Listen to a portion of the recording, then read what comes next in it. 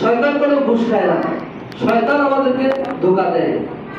শয়তান আমাদের করবো, আমি নামাজে হয়ে যাবো, কিন্তু তিনটা জিনিস আমার প্রতিবন্ধকতা হয়ে দাঁড়ায়। এক নম্বর হলো নষ্ট, আমার মন। আমার নষ্ট, আমার মন যেটা চায় আমি সেটাই করি।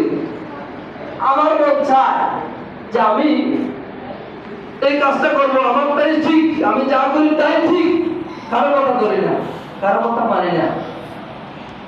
এরকম কিছু লোক আছে, এই মন গড়া কাজ করনেওয়ালা সে নফসের বছর, আর রব গড়া কাজ করনেওয়ালা আল্লাহর বছর।